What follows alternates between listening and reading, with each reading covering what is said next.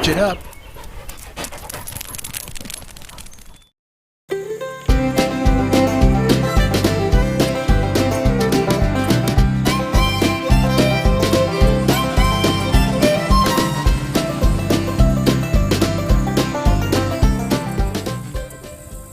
I'm Kirk Driskell with Gun Dog Broker, and today we're in the field with Ellis Howard.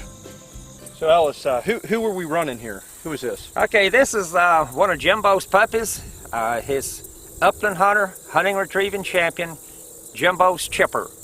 And we're being called Jimbo's Chipper because it's going to be my last dog off from Jimbo.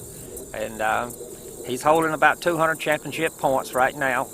And he's going to run in International Grand this time. Is he? Oh, hey, I said going to run it. I didn't say he's going to pass it. Right. But we're going to run the International Grand this time, which is going to be held down at Lyons, Georgia. And that's October the 9th through the 13th. And so it's getting pretty close to you now. Yeah. And but he's good. He's what, about 4 years old? About 4 years old. 4 years old? And you've trained him from a pup? I've trained him from a pup. What do you have set up for us here? What I have here today, Kirk, is a little water test, is a bank cheating test, and we're going to try to keep the dogs from doing the cheating the bank. Okay. The first bird's going to come out over here to our right. And when it comes out to our right, it's going to arch up and fall over toward that little fishing camp, and the dog will go retrieve the thing for us. Okay. Now, the second bird's going to come out right here in the corner of this fence. All right. It's going to arch up and run parallel with the fence. The third bird is going to come up in the center. It's going to arch over the roadway, and the purpose of it going over the roadway is so the dog will have to cross the roadway. Some dogs don't want to cross the roadway. And then the dogs can pick them up in any order. Most of the time, the dogs is going to pick up the last bird down. Okay. And so we're going to kind of stagger the birds a little bit here, and this long bird will be the last bird down, and we'll see what the dog does. And most dogs is going to want to cheat around the corner of the bank, but these dogs has got to stay in the water. So no cheating? No cheating. How far is the long bird, do you think? The long bird is probably about 125 yards. Okay. Are you going to run a blind on this setup? The blind's going to be in behind this first fishing hut here, down close to the water. Okay. Now, before the dog go get that bird, before the dog runs the blind, we're going to have what's called a poison diversion.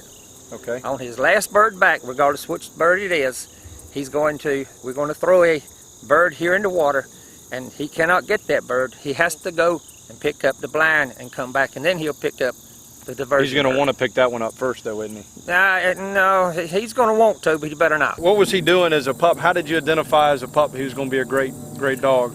Well, this is kind of a peculiar situation. Let me tell you this, Kirk. Yep. I know you're going to enjoy this. He was a stud fee puppy. He was a stud fee puppy? Stud fee puppy. So for the folks that are watching, a stud fee puppy, what is a stud fee puppy? A stud fee puppy is the puppy you get when your dog mates a female, which someone else owns. Okay. Instead of taking cash money, you take a dog. Take a puppy. So Chipper was a stud fee puppy. Chipper was a stud fee puppy. I had him sold, and when I had him sold, a man over in Banks County was supposed to get him. Right. He had a black puppy, and the black puppy got sick while he was going deer hunting, and took him to the vet. And when they took him to the vet had to cut him open and had to put him down because his liver was just a little deformed. And so then the man was looking for a dog. He knew this dog was Chocolate when I got him. Right.